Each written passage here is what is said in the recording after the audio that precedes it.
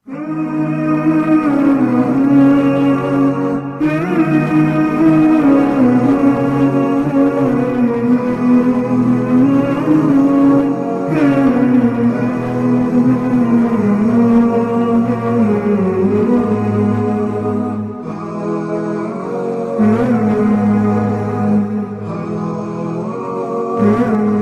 bin Zubair rahimahullah. Urwah bin Zubair juga adalah salah satu orang yang sangat luar biasa, terkenal dengan kesolehannya. Urwah bin Zubair ini anaknya Zubair bin Awam. Zubair bin Awam adalah salah satu 10 orang yang jamin masuk surga. Anaknya Urwah. Urwah bin Zubair ini pernah duduk bersama dengan teman-temannya. Ada Abdullah bin Zubair, saudaranya sendiri, yang terkenal. Abdullah bin Zubair salah satu perawi hadis, ya, yang terkenal nanti sempat jadi khalifah beberapa saat. Kemudian ada Abdul Malik bin Marwan. Dan ada lagi satu adiknya Abdul Malik bin Marwan. Duduklah mereka di depan Ka'bah lagi ngobrol anak-anak muda ini. Kemudian mereka sambil berkata, cobalah kita saling, ya, memohon kepada Allah, berharap sesuatu yang paling dia harapkan di depan Ka'bah. Siapa tahu Allah kabulkan. Berkatalah Abdullah bin Zubair, saya berharap menjadi khalifah, menguasai Hijaz, Mekah dan Madinah. Lalu adiknya berkata, adiknya lagi, yang satu mengatakan, saya mau menjadi penguasa Khurasan, wilayah Persia. Abdul Malik mengatakan, kalau itu angan-angan kalian, maka saya berharap menjadi khalifah muslimin secara umum, menguasai semua wilayah Islam. Tiga-tiganya sudah berangan-angan, lalu mereka kembali kepada Urwah. Wahai Urwah, kalau kamu bagaimana? Kata Urwah, semua yang kalian harapkan duniawi, berharap menjadi khalifah, berharap menguasai ini dan seterusnya. Kalau saya berharap menjadi seorang alim ulama muslimin, mengajarkan mereka tentang halal haramnya sang pencipta Allah, dan saya berharap balasan darinya. Maka selesailah, bubarlah mereka ini. Ternyata subhanallah, angan-angan itu dikabulkan oleh Allah. Abdullah bin Zubair sempat menjadi khalifah beberapa bulan, adiknya juga sempat menjadi gubernur di Khurasan. Abdul Malik setelah itu menjadi khalifah muslimin yang besar. Dan Urwah bin Zubair pun rahimahullah diterima oleh Allah menjadi alim ulama, sampai menjadi 7 ulamanya Madinah pada saat itu. Ringkas cerita, Urwah bin Zubair pernah diuji oleh Allah subhanahu wa ta'ala. Ujiannya berat. Orang-orang beriman ini ujiannya berat. Tapi subhanallah, iman itu dijadikan, ya, kalau begini memahami teman-teman, kalau ada ujian yang berat datang kepada antum, lihat orang yang lebih berat, misal masalah utang, terlilit utang, misal ada penyakit. Coba lihat orang yang lebih berat, karena ada orang yang lebih berat daripada kita, pastinya itu, tidak mungkin tidak. Dan juga teman-teman sekalian, bersangka baiklah dengan Allah. Kata Nabi SAW dalam sebuah hadis Bukhari, hadis Qudsi, kata Allah SWT, Ana inda dhanni abdi bi, saya sesuai dengan prasangkaan hambaku.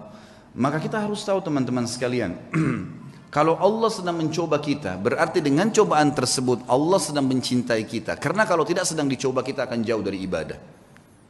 Orang kalau datang cobaan itu, sebenarnya dia makin dekat dengan Allah. Dan umurnya makin pendek untuk menuju ke akhirat. Artinya makin pendek, tidak ada peluang untuk berbuat dosa lagi. Pendek dari sisi kemaksiatan, gitu kan. Dia tidak bisa berbuat dosa lagi karena tidak ada waktu. Antum kalau lagi sakit keras terus diajak ke diskotik, diajak pergi apa, diajak buat apa, nggak ada waktu. Orang yang buat dosa itu biasanya kalau banyak waktu lihai-lihainya, lagi kosong, lagi nggak ada cobaan, lagi enak, mobil mewah, uang banyak, itu maksiat nanti. Allah dengan maha cintanya kepada hambanya, dengan kemahamurahannya mendatangkan cobaan supaya dia tetap begitu, biarin dia begitu, karena dia Allah tahu dengan begitu makin pendek umur untuk bermaksiat, tidak ada waktu bermaksiat, dan dia makin dekat dengan akhirat, dan itu pahalanya sudah cukup untuk memberikan derajatnya di surga sampai pada target. Seperti itulah. Maka nikmatin tuh cobaan, ya, jangan terlalu banyak mengeluh. Coba nikmatin. Nanti akan kita sebutkan kisahnya. Urwah rahimahullah, beliau pernah mendatangi seorang khalifah, adiknya lagi Hisham, namanya Al-Walid ibn Abdul Malik. Al-Walid ibn Abdul Malik ini teman dekatnya dia, gitu kan. Jadi khalifah setelah kakaknya meninggal, kemudian diundanglah Urwah bin Zubair ini rahimahullah dari Madinah datang ke Irak, di Damaskus waktu itu. Dia bawa anak laki-lakinya teman-teman sekalian. Anak laki-lakinya ini anak laki-laki yang sudah hafal Quran, umurnya sekitar 20 tahun, dibawa sama Urwah, dan ini mau dicetak jadi kadernya dia. Dan waktu itu kebetulan tidak ada anak laki-lakinya kecuali ini, satu orang. Dia punya 4 orang anak, 3-nya perempuan. Dia banggakan anaknya, dibawalah sama dia. Ringkas cerita, begitu mau masuk istanahnya Al-Walid rahimahumullah, Kemudian anaknya berkata, ayah, saya ingin melihat kuda-kuda kerajaan, bisa nggak? Oh ya silahkan, kata ayahnya. Saya akan bertemu dengan Amir Mu'minin, ngobrol, kamu silahkan lihat. Dia lihatlah. Lagi ngobrol nih, Urwah bin Zubair sama Khalifah Al-Walid lagi asyik ngobrol, tiba-tiba datang berita. Seorang pengawal masuk ketakutan, tiba-tiba memotong pembicaraan khalifah, dan ini adabnya pada saat itu, ada peraturan di kerajaan tidak boleh memotong pembicaraan khalifah, kecuali penting sekali. Datang ketakutan dan akhirnya dia mengatakan, saya harus memotong pembicaraan anda. Kata mereka, kata Al-Walid, kenapa kamu ini? Ada apa memotong pembicaraan saya? Sahabat saya baru datang terus tiba-tiba dipotong. Ada penting? Ada penyerangan musuh? Dia bilang, enggak Amir Mu'minin, ada penting tapi bukan penyerangan musuh. Anaknya Tuan Urwah mati. Tadi di kandang kuda, waktu dia lagi nonton kuda anda, kuda kerajaan, saking asyiknya sampai kami sudah menahan tapi dia tetap mau mendekat. Ada satu ekor kuda mengangkat kakinya, menendang dadahnya, mati. Sekarang tergeletak mati. Kami bingung mau ngapain nih. Anaknya tadi satu-satunya laki-laki umur 20 tahun mati. Al-Walid kaget. Ini yang tendang kudanya dia. Mati di kerajaan dia. Tetap dia shock gitu kan. Tidak enak. Tapi subhanallah dia balik ke arah Urwah. Urwah senyum. Urwah senyum. Lalu Urwah mengatakan, inna lillahi wa inna ilahi raji'un. Berikan jenazahnya biar saya yang urus. Dengan sangat tenang dia turun dari duduk tadi bersama khalifah, dia lihat jenazah anaknya, ditutup matanya, diuruslah jenazahnya sama dia, dimandikan. Kata perawi kisah ini, tidak ada setetes pun air mata yang jatuh dari matanya Urwah. Dia urus jenazahnya selesai. Kemudian dia bilang sama Walid, saya mau turunkan anak saya di kuburan sendiri. Baiklah, turun. Begitu turun subhanallah di kuburan. Dalam kisah ini dikatakan ada satu penyakit teman-teman. Penyakit ini saya tidak tahu dalam bahasa Indonesia, tapi dalam bahasa Arab disebutkan gargarina namanya. Gargarina ini penyakit harus amputasi, nggak bisa enggak. Kalau kena itu biasa ada di jenis-jenis tanah tertentu. Jadi orang turun tidak pakai sendal, di zaman dulu itu bisa kena dan itu tidak ada obatnya zaman dulu. Harus dipotong, dia membusuk tiba-tiba kakinya. Urwah rahimahullah begitu turun, taruh jenazah anaknya, begitu sudah keluar, pas keluar kakinya kena gargarina itu. Kena penyakit, tiba-tiba membusuk, ya kalau kita mungkin bonyok gitu ya, sudah mulai menghitam, tiba-tiba dalam sekejap. Lalu waktu Urwah mau jalan nggak bisa, dicek ada tabib, ada Walid datang situ, khalifah juga lihat ini kenapa nih, panggil tabib, kata ini kena gargarina. Apa solusinya? Harus dipotong. Dalam waktu yang sama nih, anaknya baru mati ditendang kuda, dikubur pada saat itu, dia pun kena penyakit ini, harus potong kakinya. Amir Mu'minin Walid bilang, coba tanya jalan keluar ada obat? Nggak ada, ini nggak ada lain. Baiklah. Kata Urwah waktu ditanya, bagaimana Urwah? Senyum. Inna lillahi wa inna ilaihi raji'un. Udahlah, potong aja. Potong kaki ini, bukan potong daging biasa. Ya, potong aja. Baiklah. Kata Amir Mu'minin, baiklah kalau gitu. Sampai taruh Urwah bin Zubair di ruangan yang paling leks di istana ini. Dan lakukan pemotongan di sana. Taruhlah sebuah tempat yang mewah segala, tabibnya datang. Tapi dia bilang, wahai Tuan Urwah, kita ini akan memotong daging anda dan tulang anda. Tradisi kami adalah harus pasien mabuk, minum khamr, tidak sadar, baru kami potong. Kalau enggak bisa. Kata Urwah, demi Allah saya tidak pernah nyentuhkan setetes pun di tenggorokan saya yang haram. Masa sekarang saya mau, begitu cobaan datang saya mau pakai minum ini? Enggak bisa. Lalu apa solusinya? Pokoknya jangan pakai ini. Musyawarah sama Walid, ya Amir Mu'minin bagaimana nih, tamu anda nggak mau minum khamr, kita nggak ada solusi lain, pikirin cari jalan keluar, tapi yang penting aman. Gak lama kemudian datang tabibnya bawa 10 orang laki-laki semuanya bodyguard, kekar semua badannya gitu kan. Kata Urwah, untuk apa nih?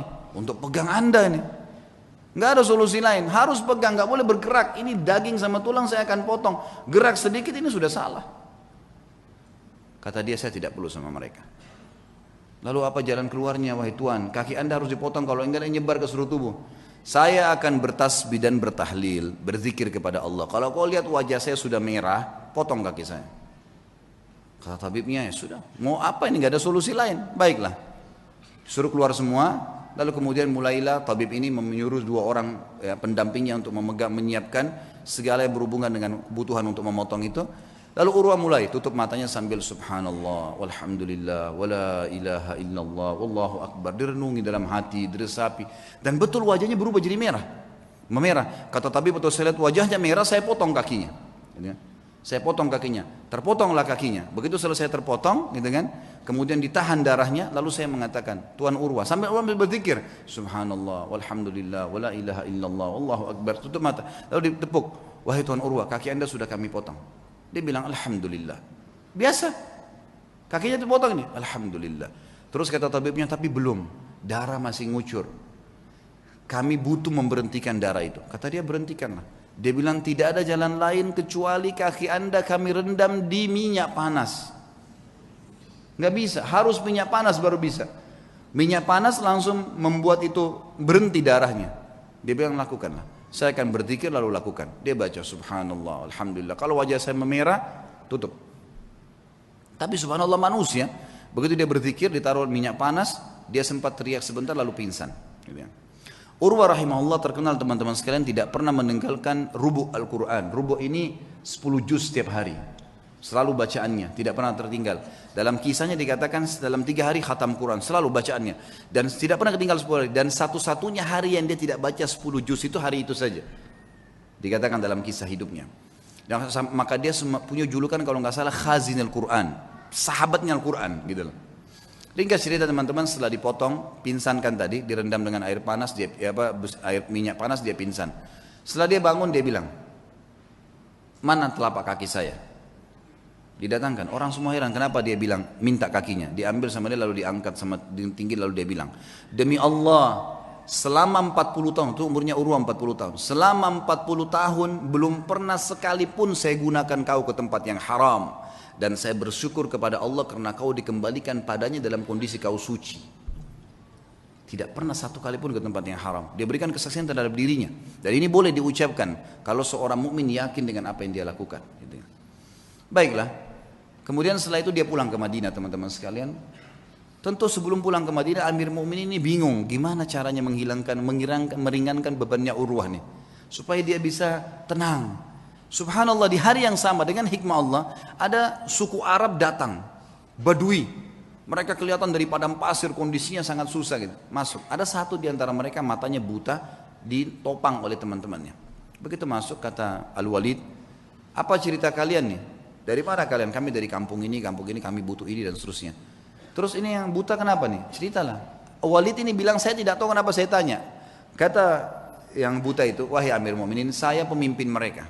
Saya kepala sukunya. Dan saya ini Amir Mu'minin adalah orang yang paling sehat dulunya. Mata saya sehat, orang yang paling kaya dan paling banyak keturunan saya. Tapi keadaannya sekarang jadi begini. Kata Amir Mu'minin, memang apa ceritanya kamu nih? Dia bilang ceritanya begini Amir Mu'minin. Satu malam saya sedang jalan sama istri sama anak saya semua sama dayang-dayang saya. Jumlahnya banyak nih, ratusan orang. Semua harta saya bawa. Saya mau pindah kota. Kami turun di sebuah lembah, tiba-tiba waktu lagi tidur malam, ada banjir nggak tahu dari mana di padang pasir tuh lembah mengangkat semuanya kemah-kemah harta unta-unta semua anak istri saya mati semuanya terbawa dengan air banjir tiba-tiba nggak tahu dari mana ini kisah nyata semuanya hilang ya. Dia bilang saya pun menyelamatkan diri saya dengan bergelantung di sebuah pohon yang masih ada di situ saya pegang pada saat saya lagi pegang pohon itu saya melihat air sudah hilang gitu sudah mulai reda tinggal ada satu ekor unta yang terikat di tali tadi dan ada anak saya tergantung dengan bantal tidurnya itu di sebuah ranting pohon gitu. Maka saya pun turun melihat anak saya masih hidup, saya pun coba selamatkan dia. Saya biarkan anak saya itu kemudian saya kembali ke unta tadi ingin membuka talinya. Waktu saya ingin membuka talinya saya dengar anak saya menangis. Saya balik ternyata leher anak saya kepalanya sudah di mulut serigala. Dia bilang saya balik mau kejar udah nggak bisa. Anak saya sudah dibawa lari sama serigala itu. Maka saya cuma mau selamatkan diri saya sendiri. Begitu saya balik ke arah unta ini mengangkat kakinya dan menendang ke mata saya sehingga saya buta. Maka dalam satu malam Amir Mu'minin saya jadi orang yang buta, jadi sakit, anak istri saya hilang, harta saya semua habis. Kata Amir Mu'minin Al-Walid, Alhamdulillah yang telah mengutus kamu datang ke sini. Berikan semua apa yang dia mau orang ini, penuhi semua kebutuhannya dan bawa dia kepada Urwah suruh ceritakan kisahnya. Diceritakan lagi kisahnya untuk meredam. Ya ternyata di atas Urwah masih ada yang lebih berat gitu. Urwah berterima kasih pada Walid, kemudian dia pulang ke Madinah. Waktu pulang ke Madinah, orang-orang semua pada datang nih. Sabarlah, beginilah, begitulah, dan seterusnya. Saya sebutkan dalam bahasa Arab ya.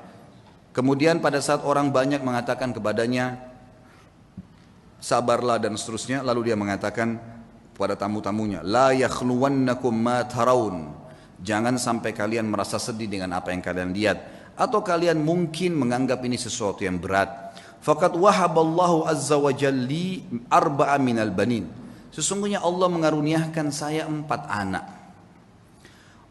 Fa akhadha wahidan, dia mengambil 1, wa abqali 3, dan masih memberikan saya 3.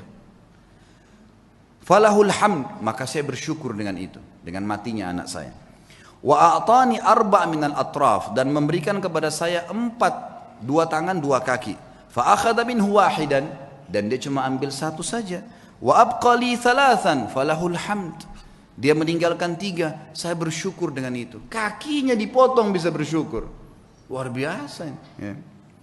Fa wallahi, demi Allah, dia bilang, dia motivasi dirinya dan juga motivasi kepada orang yang dengar. Lau akhadallahu minni qalila, kalau seandainya Allah mengambil sedikit dari saya, faqad abqali katsira, dia telah meninggalkan buat saya hal yang banyak. Fa in ibtalani marrah, kalau dia coba saya dengan 1 kali, faqad talama afani marrat, dan dia telah memaafkan saya dan menyelamatkan saya dalam banyak kejadian yang lain. Semua orang pun akhirnya berterima kasih pada Urwah, dan akhirnya mereka pergi. Dan beliau berkata kepada anak-anaknya pada saat itu untuk menjelaskan apa yang membuat dia kekar seperti itu. Ya baniya, wahai anak-anakku, yang masih hidup ada 3 orang, ada istrinya, semua keluarganya masih ada. Ta'allamul ilm, belajarlah ilmu agama yang benar. Wa'tuhu haqqah, dan lowongkan waktu untuk itu, kasih haknya. Jangan cuma anggap remeh kapan ada waktu ta'lim, enggak. Luangkan waktu, harus setiap hari dengar ilmu. Innakum in takunu sighara qaumin, kalau seandainya hari ini kalian menjadi orang yang kecil, fa'asallahu an yaj'alakum bil ilmi kubara'al qaum, maka satu waktu pasti Allah jadikan kalian orang yang besar karena ilmu itu.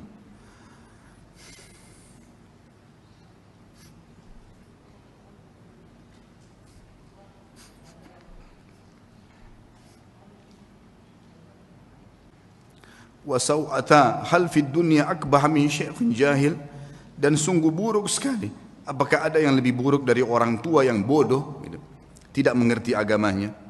Lalu beliau berkata juga, iyyakum antaraw sadaqata annaha sadaqatun bal i'tabaruha hadiyah, hati-hati jangan pernah kalian melihat amal yang kalian kerjakan atau sedekah yang kalian keluarkan adalah sedekah yang kalian anggap remeh, tapi jadikanlah sedekah itu sebagai hadiah, tahdilillahi azza wa jal, yang kalian berikan hadiah kepada Allah subhanahu wa ta'ala. Wala yahdiyanna ahadukum lillah, dan janganlah kalian memberikan hadiah sesuatu untuk Allah. Yastahi an yahdiyahu li azizil qaum, yang dia malu untuk memberikan kepada terhormatnya kaum atau pejabatnya satu kaum. Fa inna Allah azza wa jal azzu wa akramul kurama, karena Allah itu adalah zat yang paling pantas untuk dimuliakan, dan dia adalah zat yang paling layak dan paling pantas untuk memberikan balasan yang lebih mulia. Wa haqqu an takhtar li hadiyatikum, dan yang paling pantas kalian berikan hadiah yang terbaik dari kalian. Kemudian beliau mengatakan, ya baniya, wahai anak-anakku, idza ra'aitum min rajulin fi'latal khair, kalau kalian melihat dari seseorang perbuatan baik darinya, fa'ammilu bihi khaira, maka pasti jadikan orang itu baik, sangka baiklah kepada orang itu. Wa in kana fi nadarin nasi rajulus su', walaupun dia di mata orang dianggap buruk, fa innalaha akhwatun amsalihha, karena perbuatan baiknya itu pasti punya saudara-saudara kebaikan yang lain. Wa idza ra'aitum min rajulin fi'latal syarr, kalau kalian melihat perbuatan buruk dari seseorang, laki-laki atau seseorang, fahdharuhu, hati-hatilah dari orang itu. Wa in kana fi nadarin nasi rajulun khair, walaupun di mata manusia dia adalah orang yang baik. Fa innalaha akhwatun amsalihha, karena perbuatan buruk itu punya saudara-saudara yang ikut dengannya. Wa'lamu, ketahuilah, annal hasanati tadullu ala akhawatiha, bahwasanya semua kebaikan-kebaikan akan mendatangkan saudara-saudaranya. Wa annas sayyiati tadullu ala akhawatiha, dan seluruh dosa-dosa juga memiliki saudara-saudaranya.